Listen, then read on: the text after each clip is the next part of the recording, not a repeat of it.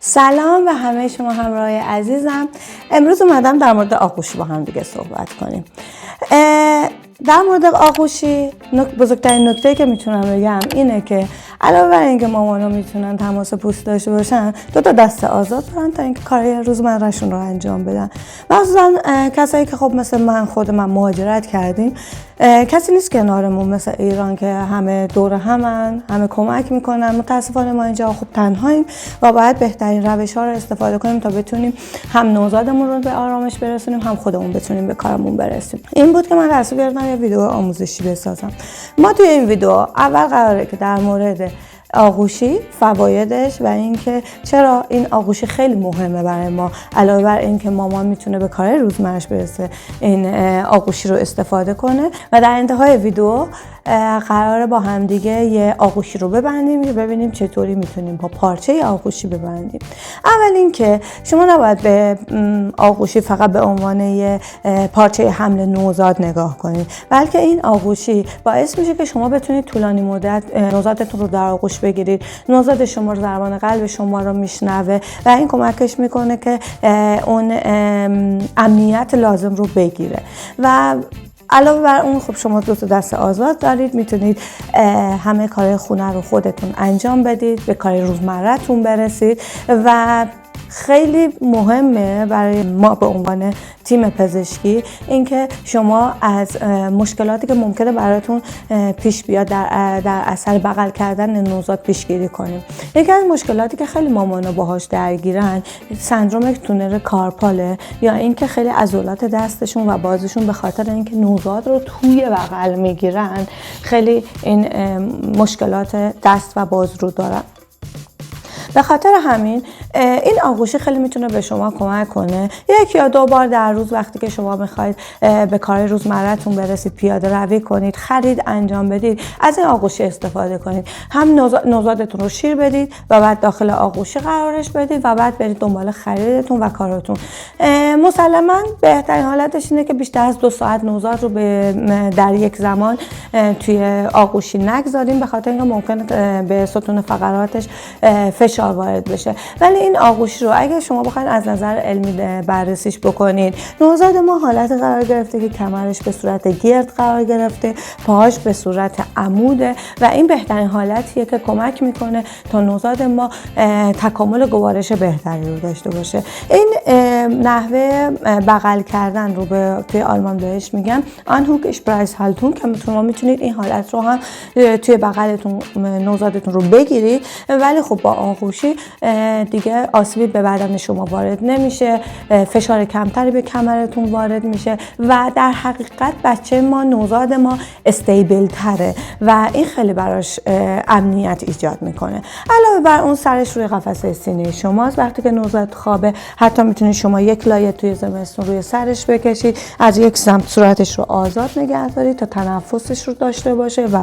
هر از گاهی یه نگاهی به نوزادتون بندازید و از طرف دیگه سر و گردنش هم با این پارچه حمایت میشه. این پارچه خیلی خوبن که بتونید حدودای 4-5 ماهگی تا 4-5 ماهگی از اینا استفاده کنید.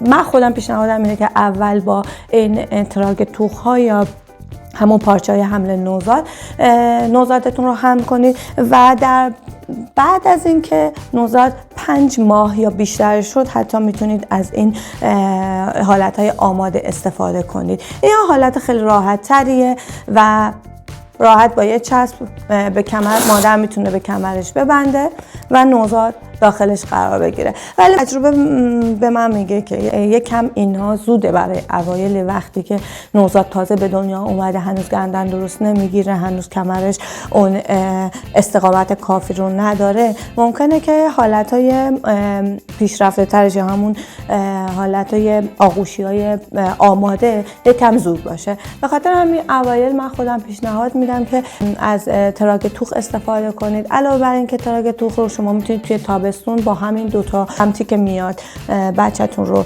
نگه دارید، میتونید داخل زمستون از اون لایه دومش هم استفاده کنید، نوزادتون رو پاهاش رو داخلش قرار بدید و این میاد روی نوزاد شما و حالت گرمتری رو داره و چون ما نوزادمون هم خیلی جوراب نمیپوشونیم میتونید به این حالت هم پاهاش رو حمایت کنید و هم بدنش رو و این حالتیه که خیلی نوزاد ما رو هم گرم میکنه هم اون امنیت رو داره. علاوه بر اون تحقیقات نشون داده که احتمال سندرم مرگ ناگهانی نوزاد کاهش پیدا میکنه به خاطر اینکه نوزاد همیشه روی سطح صاف قرار نمیگیره، احتمال صاف شدن پشت سرش کاهش پیدا میکنه و به نظر من این بهترین هدیه که میتونید به کوچولوتون بدید. در ادامه من چون اینو اول بستمش، اول خارج کردن نوزاد رو بهتون نشون میدم، بعد این آینو بازش میکنم و با هم دیگه دوباره میبندیمش تا بدونید که چه جوریه. اول اینکه خصوصیت این بعد چه جوری باشه، خصوصیت این تراک توخ اولا باید از پارچه لطیف باشه،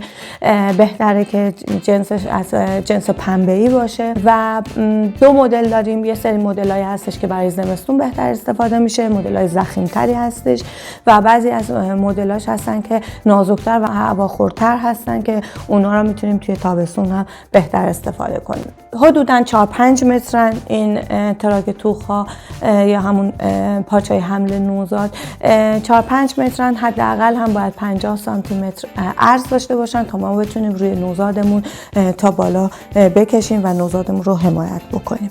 ما اول خارج کردنش رو دقیقاً برعکس وارد کردنش انجام میدیم، یعنی خارج کردن نوزاد رو دقیقاً همون کارهایی که نوزاد رو داخل آغوشی میذاریم همون کارا رو برعکس انجام میدیم برای اینکه نوزادمون خارج بشه. اولش اینکه این لایه خارج رو در میاریم. نوزاد شما کاملا استیبله، کاملا امنیت بدنی داره، احتمال افتادنش نیست و حتی وقتی که شما اون لایه روی رو خارج میکنید. بعد با دستتون نوزادتون رو حمایت کنید و با اون دستتون لایه رویی رو خارج کنید. بعد دستتون رو جا به جا کنید، اجازه بدید پاها داخل این آغوشی بمونه. دستاش رو که آزاد کردید، یک دست نوزادتون رو زیر بغل نوزادتون رو و با حمایت سر نوزادتون رو بکشید بالا و نوزاد خیلی راحت خارج میشه. توی بغلتون بگیرید یا روی آغوشتون بگیرید، بذارینش روی تخت و بعد آغوشی رو بازش میکنید. من این آغوشی رو بازش میکنم، ببینیم چه جوری میتونیم دوباره اینو ببندیمش. اولا که همه آغوشی‌ها، حالا برای کسایی که تو ایران هستن، من نمیدونم تو ایران هست یا نه، ولی همه آغوشی‌ها یه دونه آرم وسط اون آغوشی هست، اون پارچه هست که نشون میده مرکز اون پارچه کجاست، چون ما مرکز رو باید حتما داشته باشیم. توی پارچه‌ای که من دارم اینجاست، میبینید؟ اوکی. بعد از اون وقتی که وسط پارچه رو داریم، این پارچه‌ای که من الان دارم نه ضخیمه و نه نازکه، یعنی برای زمستون یک مقدار سرده، باید روش از کاپشنتون استفاده کنید که بچه گرمش بشه و برای تابستون یک مقدار من فکر میکنم گرمه. برای حدودای 20 تا 22 درجه وقتی بیرون هست این خیلی پارچه عالیه. اول از همه مرکزش رو پیدا میکنید، بعد این رو خیلی مرتب توی دستتون به سمت بالا میکشید که وقتی که شما میخواین این رو روی نوزادتون بکشید عقب جلو نباشه، خیلی مرتب باشه. میرید به سمت عقب، بعد سمت عقب که رفتین باید به صورت ضربدری قرارش بدید. مجدد وقتی که به سمت جلو اومدید این رو مرتبش کنید که بعدن که میخواین روی نوزادتون بکشید همش دنبال سرش نگردید. از داخل این لایه اول رد کنید.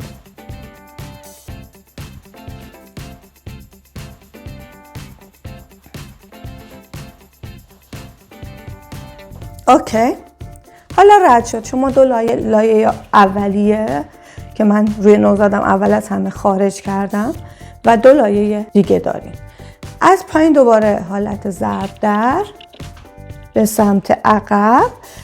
بستگی خب به سایز شما داره، بعضی خب توپل‌ترن ممکنه به همون عقب بسته بشه، ولی این یکم برای من بزرگه، من دوباره میام جلو و میبندمش.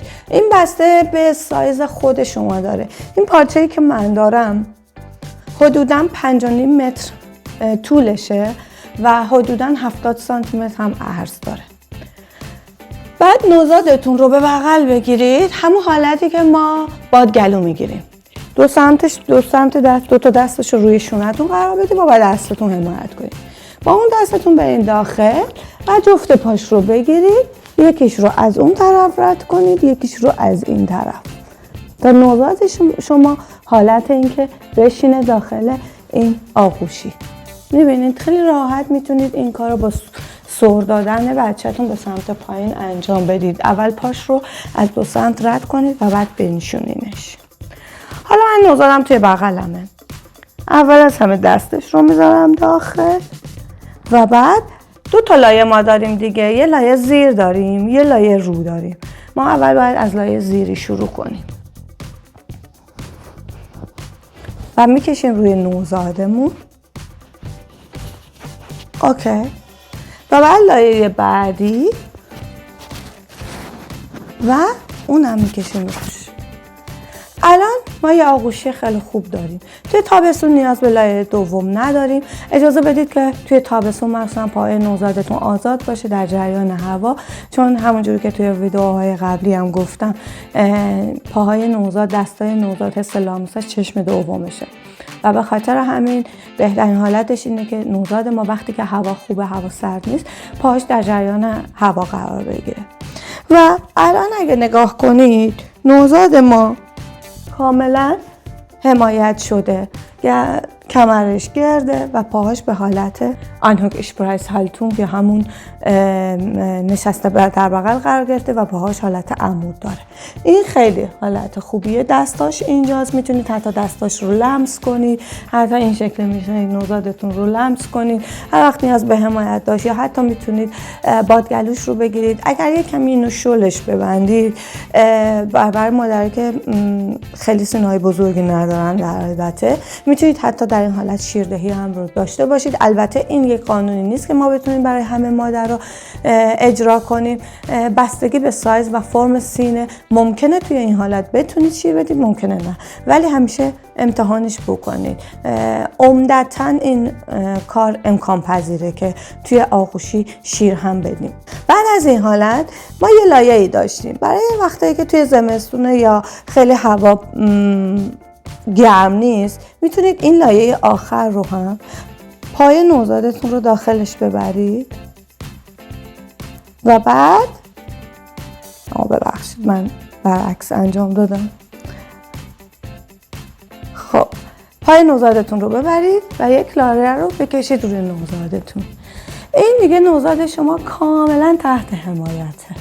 خیلی ممنونم که تا انتهای این ویدیو با من همراه شدید. همراهی شما بزرگترین انگیزه منه و اگر سوال دارید خواهشاً توی کامنت ها بنویسید تا بتونیم به اونا جواب بدیم، یا اگر مامانایی هستن که تجربه‌ای با آغوشی دارن لطفاً با ما به اشتراک بگذارید و منتظر ویدیوهای بعدی هم باشید. فعلا